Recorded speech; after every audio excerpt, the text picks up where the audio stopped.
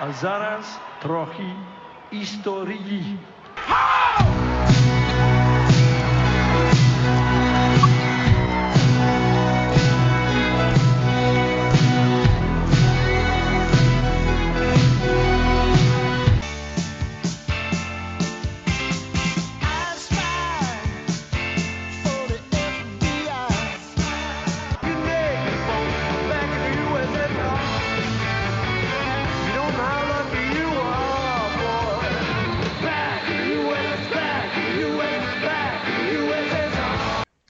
49263.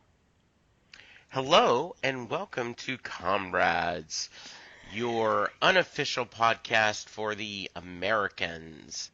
I am one of your comrades, Jesse Jackson, and joining me as always is my Bruce wife and my fellow comrade, Allie Scales. Hey, Allie. Hi, Jesse.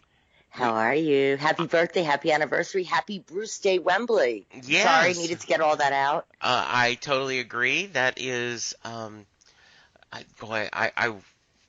you seen him in Wembley? Have you ever? I have. Of course you have. I have. What a silly question. Now, I should have been there this year. Yeah.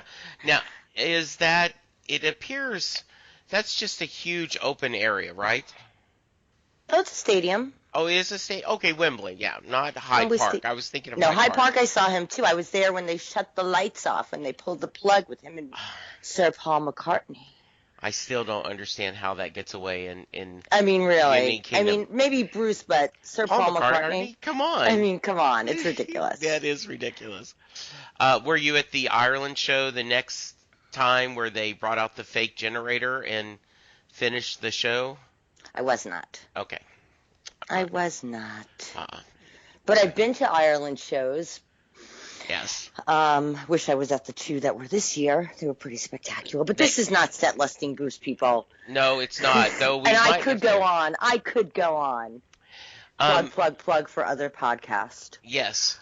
We are talking. We're sad. We're one episode away after today. One episode away. Yes. Wow, what an episode. Yes, we are. In case you don't know, people, we are talking a Roy Rogers in Franconia, something like that. Have you ever Franconia, whatever? That's which I looked up, and that would be a duchy. Okay. Like a district or a place in German. Okay. Yes. Have I ever what? Have you ever been at Roy Rogers? Yes. This New York girl has been in a Roy Rogers. Because this... maybe once or twice. They do the roast beef sandwiches, right? Okay. Yeah, this Louisiana, Texas boy has never been at one. Though I've heard of it. Yes. Were they like Arby's before it was an Arby's? Okay, I've never been in Arby's. Okay. You got me there. Okay. New York City, we don't have a lot of some of these, fast food places. Okay. So, but that's what we're talking right now. Let's see really quickly. Yes. And we'll cover it all, but we're going to talk about Paige's first kiss, William. Yes. With the best line of this year. Let's just go there really quickly. Okay, very nice. When he is telling Philip that he is not going to do this, he just cannot, the stress of it all, and that he says this pathogen is the worst. It literally kills your insides first, liquefying them, and then you shoot them out your anus. That was a great line. I mean, come on. Can you imagine the writers writing this? And then you shoot it out. You shoot yourself out. Anyway, I won't say it again. No. Dylan Baker is always amazing, but I have loved him as William. The weariness. He's fabulous. The, concern, the wry humor. remember he had another great line, "We get vacations." Yes, that was the best. We get time off. Yeah, it's like, what? Um, he's, and I love that they're focused on the humanity. That, We're seeing a lot of that, though. yes, he's saying, you know, I don't know if anyone should have this. Mm-hmm. And do I trust people enough to our people to have it and your people, right? The U.S. So this is some really, really bad mojo, and he's convinced to help, that we should do this. And of course, Gabriel is so good at handling them that he, convinces him, no, this last thing, and then we're going to send you home. Right. You're a hero. You'll be treated great. Yeah. You could get a wife. You could finally have a wife and a family. Mm-hmm. That's what he says. And speaking of a wife and a family, they had the baby. Kerry Russell had the baby. Yes. And no one knows what it is yet. They have not disclosed it. No one knows the sex. I went to sources this morning, really good sources. No one knows it. And if they do, they're just not telling. They're just that good. I love that. I love that very much. And as we always discuss, did you notice the careful placement of the bread on the island? Yes, I do. I'm sorry. Yeah. But I digress. No. Yeah, the other thing I wanted, kind of jumping around, is I love Gabriel talking to William. I'm not William. To Philip when they talk about you can count on Elizabeth, and and he says the center made a good match. Yeah. And I do know that this, and we've discussed this a lot, that their marriage has been a journey. And they are tied together because of work, but also out of, children and respect and love of each other. And right. You ebbs and flows, but I do think they actually care about each other. I agree. Oh, you saw that in this whole season. Yeah, right. You saw that numerous times. But I think, and what I'm seeing, with not just, William, and definitely we've seen it with Philip all season, but even Elizabeth a little bit, I think they're starting to wonder. I think even she is starting to really wonder if, Mother Russia, if the greater good, if all of this, if what they're doing, what they believe the greater good is, with, as from Russia, Yeah. if it's worth all the personal sacrifices anymore. I really, that Philip has been very emotional, so to speak, this season. Right. You're seeing a little bit with William. You saw it even with Gabriel when he gave them time off, and was so like, you guys are beyond right now. But I think you're starting to see it a little bit with Elizabeth. I don't know. We'll see. And Don't surprise us all. I think part of that is they are seeing themselves through Paige's eyes. That's it. Exactly. And Paige what a recruit Paige has become. Yeah. Like when she came in and she's like, I should be reporting this, right? I should be telling you this. And right? This is what I should be doing? Yeah. This is what you want to hear. And I love the fact that they said, look, be friends with him or not. That's up to you.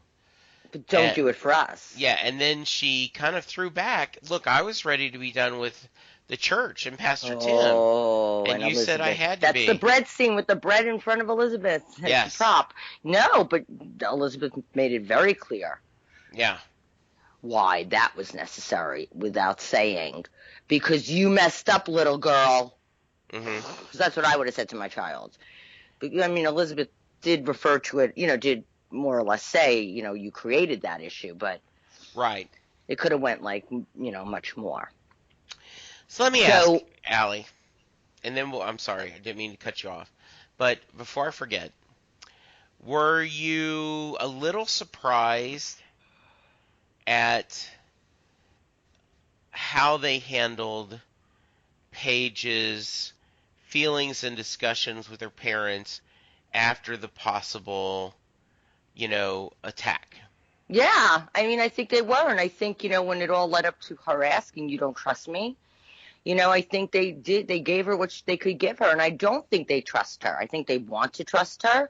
I think they told her what she needed. Elizabeth was kind of motherly in a way, trying to protect Paige in the sense like she didn't want to say that she's done this many times before, and this Right. is, I'm a trained assassin, because they always tell Paige and Pastor Tim and everyone, no, what we do is better, we're not involved in that part of this, and sure enough, in a matter of, a nanosecond, Elizabeth had killed a guy in front of Paige. So I think, they handled it the best that they could, given Paige's history already with them. But now we see that Philip, as he was walking out the house after the phone call, did tell her a little bit more.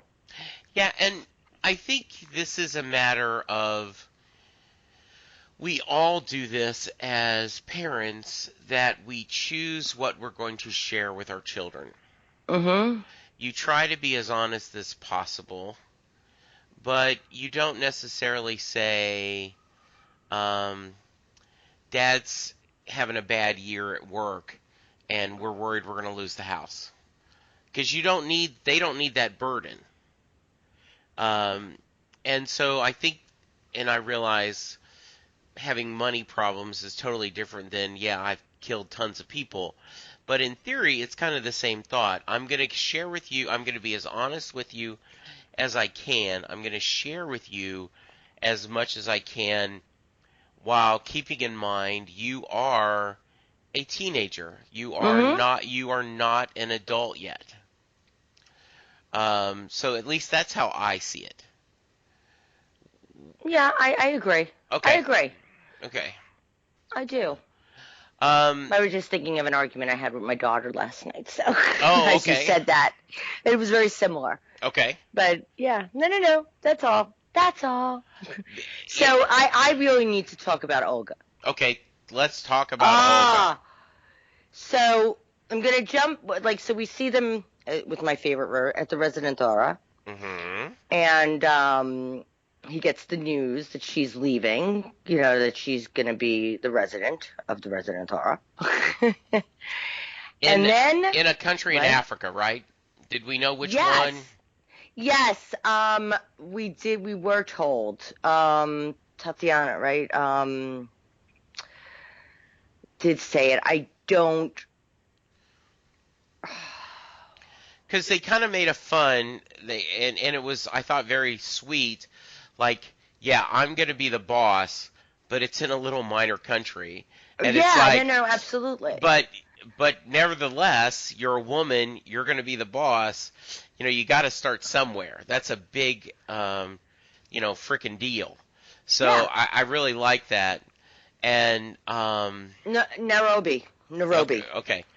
And I always, and it was really funny because, at first you're like, well, you would be my boss. I'm thinking that through my head. Would this be, because this is the 80s. But it was truly. And they're Russian. It's the 80s and they're Russian. Yeah. There's no women's liberation yet for Russians in the 80s. That's what makes this thing such a big deal. It's like to Tatiana and Olga and everyone. Yeah. But he, pardon my language, he screws her. He screws her over with Stan. What he did is a direct screwing over of Tatiana. So let's talk about that. Because she made the comment, as long as she doesn't kill anyone on the Eastern Seaboard for the next 2 weeks. Yes, because of the bioweapons. Well, what did he go and do? After in the last episode, then they just said, or they were never going to meet again. Right. Olga signals for Stan. We see Stan get the phone call and goes out. And what does he do? He screws her. Yeah. Now, you didn't notice this? You didn't notice it? I did, but why do you think he's doing this? He doesn't want to leave America. He wants an out. She was not supposed to be a relationship. She was not supposed to be a love. She was supposed to be a friend with benefits. Okay. Now he's in this predicament. You could see it when he first said, his first reaction to her was, don't blow this. Don't blow it. And then, I don't think, I don't think his careful pause and little bit hesitation was because, like she said, I know we've only been at this for a couple of months, and you know what I mean? I think it was more, how do I get out of this? How do I get out of this? Now, and we'll see. I could be 1,000,000% wrong, and I'm fine with that. But as a woman, that's what I see. What's really interesting, Allie, is I did not see that at all. Mm-hmm. You're a man. It doesn't surprise me. Well, and I'm also, as people say all the time, I am, I'm all rainbows and sunshine. Unlike me. That's why we get along so good, because because I'm not. I'm not that I'm devils and dust. Right. I mean, how to say that. Yes. But I'm, more. Yes. Yes. So here's That's how I see it. Yes. So let me tell you how I saw it. Okay. Oh, good. I saw that last week Stan was honest with him and said, they want me to turn you, but I don't want that on my conscience again. And so I think Oleg goes to him and says, and I have here the quote, we have the best scientists in the world, but we don't have the money, and it's not a good combination. All those brains with what they're doing without the right resources, they get their hands on something they can't handle in the right way. I can't stop it, but maybe you guys can. So I honestly think he is worried about Jesse? The world. Yes? I lost you for a second. Oh, okay. I think he is worried about the world and is not doing this to hurt anyone or to get out of anything. I truly think his conscience is bothering him. That this is a step too much. Much like William is saying, this is too negative. This is too bad. Well, maybe because we do see him calling his mom, like his family. You know, we do see him kind of soft in that way. You may be 100% correct. I actually hope it's more fruit that you say. Yeah. Because I don't want, I don't think it would be right to do to her, but that's how I saw it. Yeah. So I hope you're right. I do. I hope it's for the greater good. We will see. It's kind of in the middle. And we may not see for some time. Right. There's only one episode left, people. I know. Oh, God. No. What am I going to do? So, Peter Jacobson, the new boss, Munchkinland, actually seemed to step up a little bit this episode. When Stan gives him the news, he's with Adderall standing there. Yeah, okay, let's get this going. When he asked, and they can't figure out what to do at first, right? In Adderall. Yeah, I love that. We'll just shoot him. Yeah, when he goes, does anyone else know this? I went, oh, he's gonna, take credit. He's gonna absolutely. That's what I thought. But he wasn't at all. He was like, okay, let's get this on. All hands on deck. Yeah. They're going through all this. Now, we have been on the record about this show, kind of mind F's you because you start cheering for the Russians because they're the stars. But I was a little happy that Stan got a victory. Well, it looks like in the season finale, which is called Persona non grata, yeah, he's going to have a big victory of some sort. Right. And I mean, I was spoiler. Yeah, I was happy that they, kind of by doing their research, kind of saw something, and it made me happy because you don't want the FBI to be bumbling idiots all the time. We don't? I guess because it makes for a better show. If you have a better villain, and in this case the FBI is the villain, which is so messed up, you want them strong and smart. So that was very, very interesting. I'm keeping my mouth shut. Okay. Which doesn't happen often on that point that you just made. Okay. I mean, they are the Federal Bureau of Idiots. I'm sorry. Okay, there you go. I'm sorry. It's very hard. No, that's wonderful. Paige. Paige is in shock. Our favorite Holly Taylor. Oh, we just love her so much. We do. She just rocks.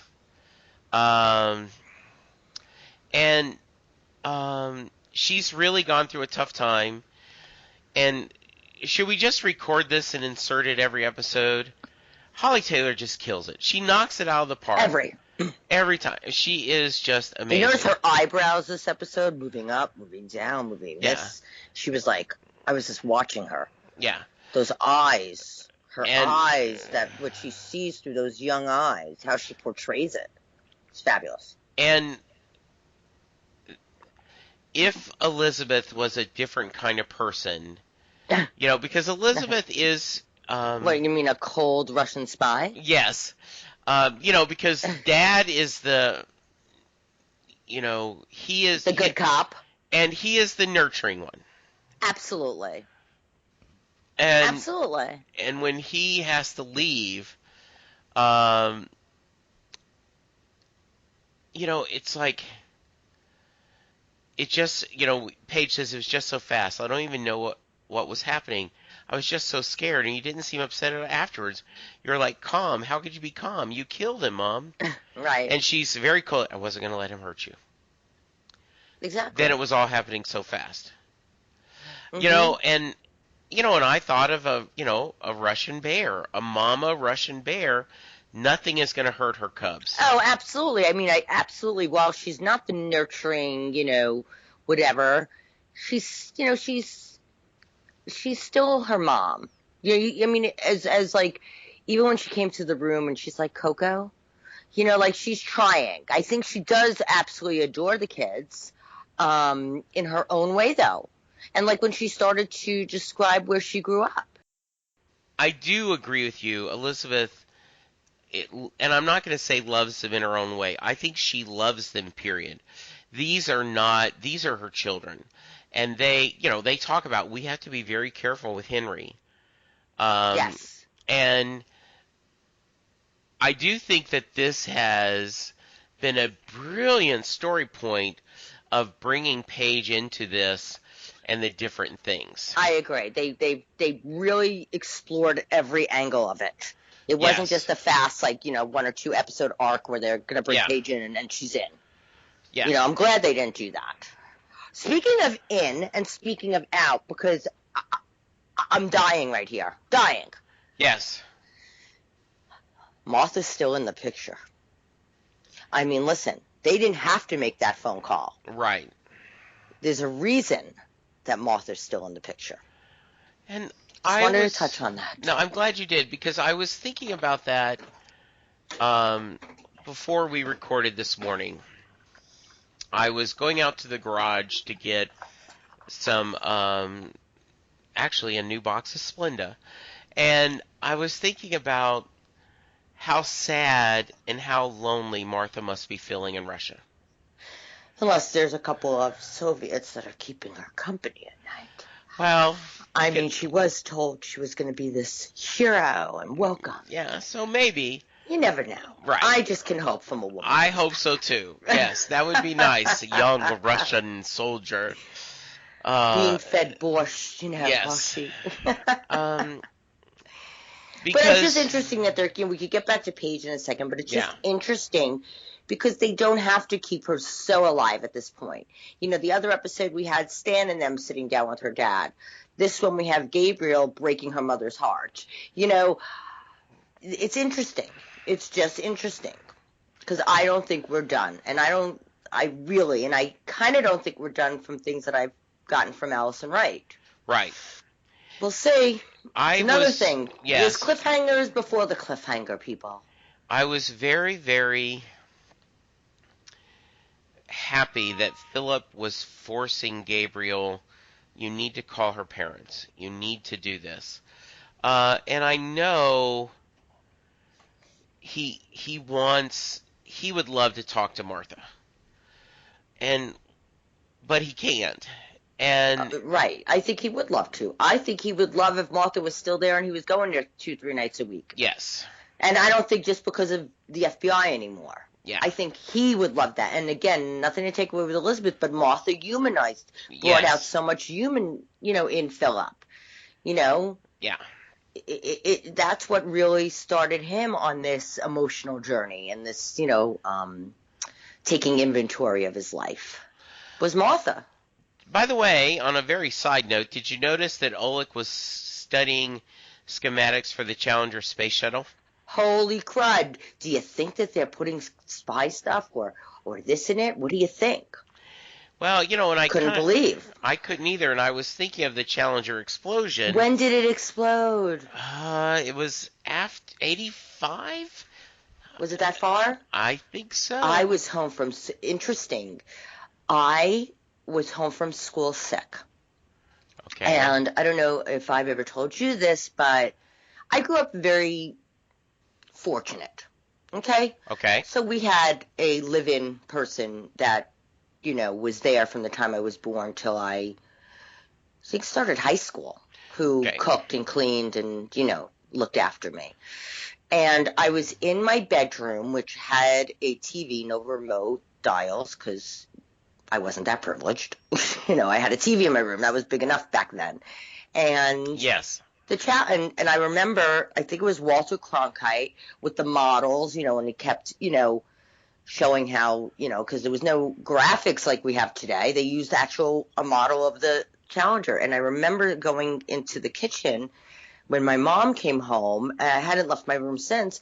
And I said to my mom and our lovely lady who lived with us, took care of everything. I said to them, the space shuttle, exploded today.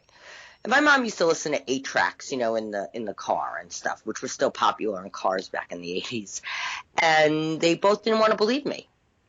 I mean, it was like, you're watching something else. What are you watching? And I remember it took them a good 5 minutes to listen to me and want to put the TV on.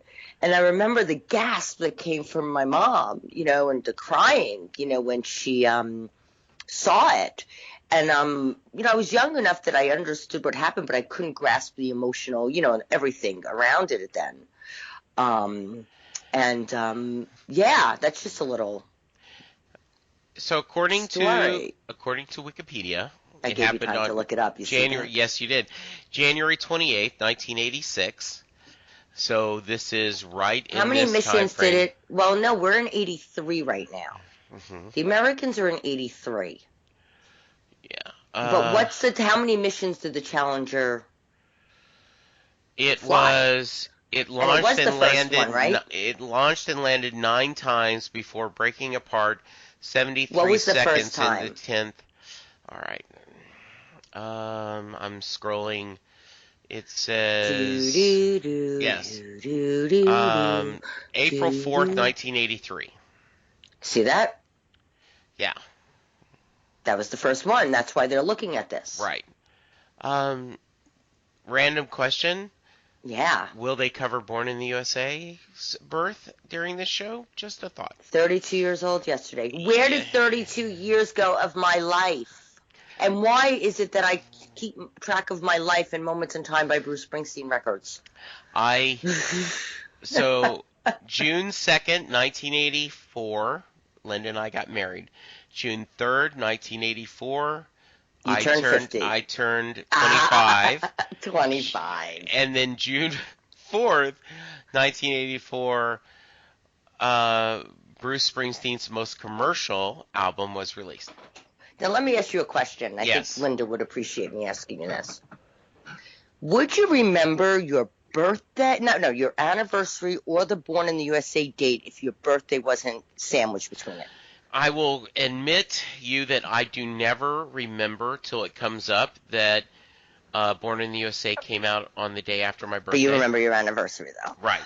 I just didn't remember, know because the wait a trio, minute. you know, the trifecta Yes. of days there, I thought maybe it would just all be natural for you. February 7th, 1980 was Linda and I's first date. Is that around the time that The River came out? I don't know. So, you know, you're dating yourself and you're so not really telling the truth because it was really February 7th, 1990, and no. You're adding 10 years to your life. Here. I turned 57 this week, so I am an old Which fart. is so unbelievable, and I've met you in person, and I know you. You know, it's so unbelievable that you are that age. Both you and Linda don't look it. Neither one of you look your age. God love you. It's true, and I'm a skincare person and an all-around, glutton for all these things. And when my husband sees me with these crazy tools, puncturing my face with holes and doing all this, I raise my tool up in the air and I say, I will go down fighting. I will go down fighting. So I'm telling you, you two do not look it. Thank you so much. You know what? Tell me your secret. Is it the bourbon? No, it's the fat. It makes my wrinkles stand out. Oh my God, stop that. I know many heavier people than you, and they do not look as good as you. Thank you, sweetie. So do not say it's the fat. Okay. Ugh, you're ridiculous, man. I want to go back to Paige and Matthew's kiss? Yes. When they kiss, so give me one last kiss. Sorry, a little bye-bye birdie for you. Yeah,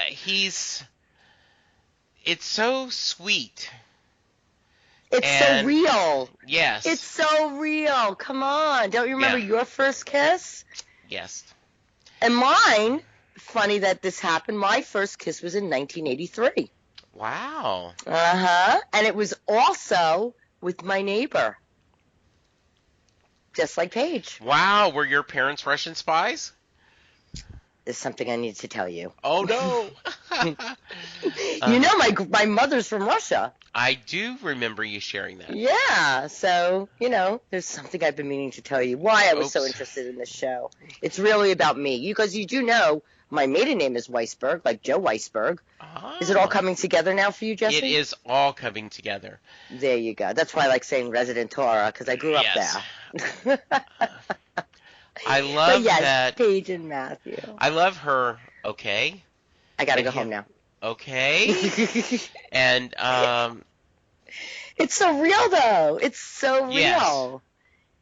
Yes. Most kids at that age, their first kiss is an awkward, moment, a stolen moment, as people say, and it was portrayed perfectly. And I also, love when you look at Matthew's face and how they shot it kind of funny because, here she is watching General Hospital with her mom when she was off from school. Right. And they shot this in a funny way, in my opinion, like a soap opera from his face to her face, from his face.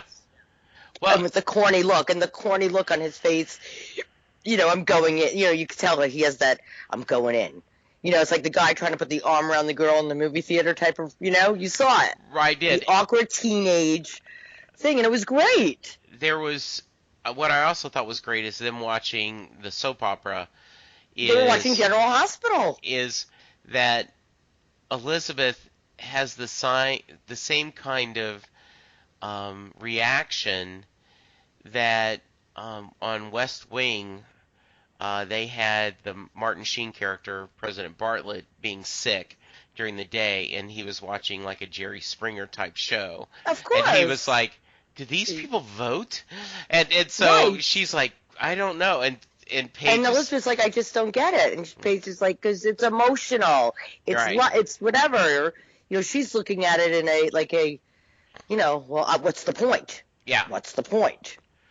But it's funny because it's so true. Like back in the 80s, especially, you stayed home from school. Like I said, I was probably watching back then. I was a big ABC girl. I think it was like Ryan's Hope. Then it was All My Children, One Life to Live, and General Hospital in a row. And I would stay home from school and I would just put on, back here in New York, it's Channel 7. And I would put it on, and that was I do. But also back then, we only had 5 channels. 3 of them, whichever was on 24, not 24, but, whatever. But it's such a real thing that she would be watching that while she's home from school. So and Allie, Elizabeth, as a working mother, might not have known about it. Not just a Russian spy, but as a working mother. She didn't watch her stories. She doesn't watch the stories. She doesn't watch her stories. As my mom would call them. Which, by the way, my mom still watches Days of Our Lives every day. Wow, I haven't watched a soap opera in years. Yes.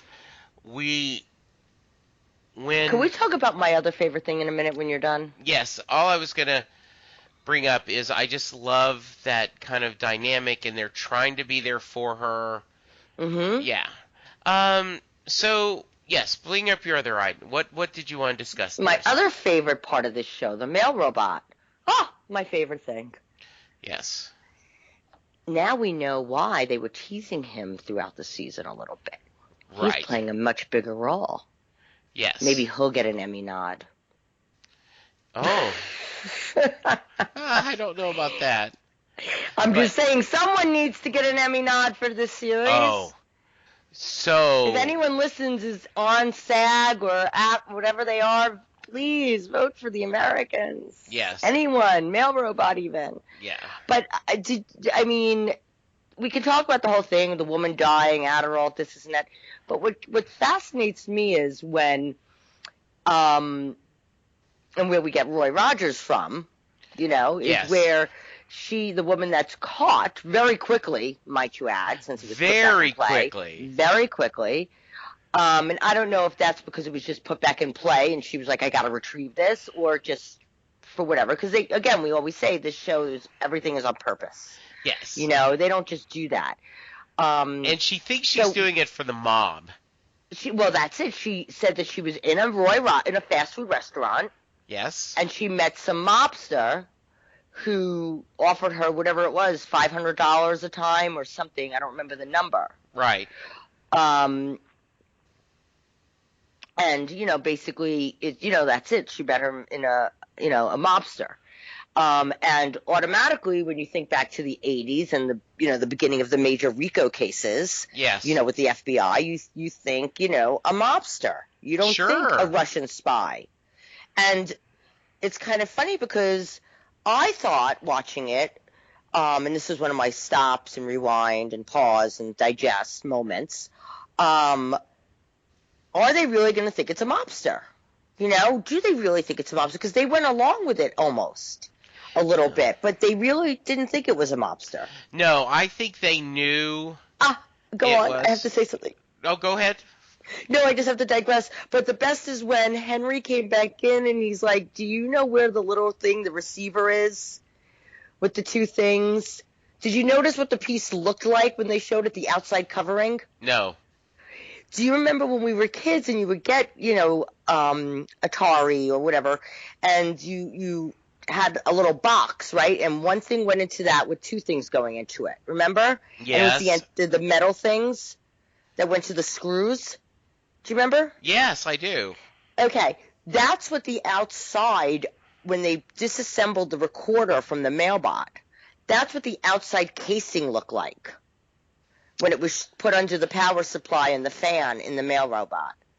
Okay. And then you have Henry saying, anyone know where that piece went, to hook up the TV? You watch the episode again or that scene, you'll catch it. You'll catch it. Okay, I will. It was very funny. It's a very funny way that they put that into play. Yes. I digress again. I'm so sorry, people. I'm sorry if I'm jumping around. No, I'm just so excited about this show. All right, so here we're going to figure out the FBI, what's their play next week. Oh. We're going to see, do you think we're going to get another Pastor Tim appearance? Yes. Okay. Or maybe I know that. Will we get Martha No. You do not think we'll see? I do No, not think we're I going to see think we're Martha going to either. get, I don't think we're going to see her. I think we're going to get another something alluding to her. Okay. But I do not think we're seeing Allison Wright on the screen this season. All right. And I don't even know if we'll see her part of next season. I'd love to, but Yeah, I hope so too. I don't know. Okay. Now, Allie, we're going to do something a little special next week, aren't we? We might be. Oh, that's special. Or Yes. the other special. There's so many special things Right. going on. Listen, if you listen to our podcast and you love the show, The Americans, the next few weeks, I know the show is ending, but we're going to have some special stuff for you. Absolutely. Yes, Jesse? So, I am leaving on vacation next Yay! Thursday. We will be heading to the hills of Tennessee. So, if you... Sorry, 80s song. Yes. And I have a lot of Bruce Springsteen loaded up on my iPad. I should have sent you down my Bruce pod. Oh, yes. That'd be I awesome. have a 128 meg iPod that has nothing on it but Bruce songs. It's called the Bruce pod in my house. Oh, also, that is then greatness. it has also then broken into separate playlists, one like working out, one just like hanging in the house, another one cleaning, another one driving, within the whole thing. That is, I think that might be one of the coolest things I've ever heard. I have a friend who has a Dylan pod. Sam, who I talk about on Set Listing Bruce a lot, Yeah. did buy a separate iPad, and he is filled with nothing but Bob Dylan and covers of Bob Dylan songs. Excellent. And, But- yeah. I love that, but also I'll have to take a picture for you, Jesse. Yes. My iPod, is the older charge, the Right. longer charger, and a gift to me was a charging station made out of an 8-track of Born to Run. Oh, yes. Send me that picture, and we will. You have to tweet that. Just Okay. Okay. Very nice. I will. Let me get it out. Let me Okay. think about it. Yeah, isn't that great? That is Someone made it awesome. out of a Born to Run that, not just because they had the 8-track, but because the 8-track was ripped. Mm-hmm. So they made it for me as a gift. Oh, that's awesome. Isn't that great? Yes. My mom texted me. She found I think it was a Tunnel of Love cassette at a garage sale, and so she bought it for me. And I how told her, cute. Isn't that awesome. wonderful when they Yes. do that? Yes, it is. Okay, so It's like they were paying attention, Mom. they are. The other thing, so what we're going to do, we have a couple other things that we can't talk about yet, but we're keeping our fingers crossed with Exciting things, people. because Allie is a Russian spy, so she has connections. But because President I'm Dora. leaving on the Sorry. 9th, we are going to record Wednesday night right Immediately after the episode. after the show. I mean, we never do that. No, we're going to, the moment it's over, a few minutes for us to do a bio break. We're going to then, Maybe I'll Periscope some of it. we'll jump on. Oh, that would be fun. Ooh, Who knows? right? I may live tweet the episode and we're going to jump We on. could do that too. Yeah, You want and to then- live tweet the Americans episode together? Yeah, From that'd our be great. Comrades SMG at Twitter, or not at Twitter, at Yes. Comrades SMG on Twitter. What should be our hashtag as we produce on the air? Comrades. Okay. Comrades 4 as the season 4. Okay. How about Comrades, this number 4 for season 4. Okay. And then something right after it. Like Comrades 4 SMG. No, that people won't remember that. I don't know, we'll think of something, Okay, people. yeah, and we will let you know in plenty of time. And then the plan is to get this to our podcast leader, Rob, and I'll ask him if we can, have it out that Friday. That would be awesome. The day, or that Thursday, no later than Friday. That would be great. Look, I'll edit it if I have to. How hard? Cut, paste, cut, Yeah, exactly. paste. There we go. In fact, we'll do I have it the live. tools over at the Residentura. Yes, you do. Allie, how can people find you? The best way to reach me is on Twitter at A Forever New York Girl, and that's A, the number 4, EVA, NYGIRL. You could also reach both Jesse and I on Twitter at our podcast handle, which is at Comrades SMG. You can email us directly at comradessmg@gmail.com. And Jesse Jackson, how can they reach you? I am at Jesse Jackson DFW, and and at Set Listing Bruce if you want to see the Bruce things. Because now that you got your plug-in and yes. Put in your whole podcast award thing, and then I have to say something. Yes, we are nominated for a podcast Crowd award. Goes wild. And there is still a few days left to vote, about a week. You can vote from now till the 12th, once a day, under music. And you have to make sure you verify your votes yes. when you get the email, people. Your vote does not count if you don't verify. Absolutely. Now, yes. I have a ruthless plug. Yes. So, ladies and gents, there's this possibility of me doing something fun. Of course, Jesse will be along for some of the ride, of my own coming up. But before I do, I'd like to talk to you. If you are a divorced female between the ages of 25 and 55, please reach out to me on Twitter at a Forever New York Girl, or email me personally at ali.scales, SCALAS 7 at gmail.com, and put in the subject line, I'm divorced. Thank you. There is some top secret things we're looking at doing, aren't we? We are. Fun, fun, fun. Yes. Well, this way you could all hear my New York annoying voice throughout the year. Not just when the Americans are on. Not a annoying voice at all. All right. Yeah. So, how would you rate this episode? Oh, I would rate it definitely a 9. Let's see, a 9 lip glosses. Ah. Mm-hmm. I would give it 9 tender first kisses. See, we both were thinking the same thing. Yes, we were. So much stuff. So wonderful. Much. Yeah. We thank you all for listening too, and the reviews that are coming in are fabulous, so please keep them coming. Absolutely. And for now, we're going to thank you. Thank you, Allie. Thank you, listeners. Thanks, Jesse. Thanks, everyone. Bye. Bye. And there we go. Hey. Okay. So, let me tell you.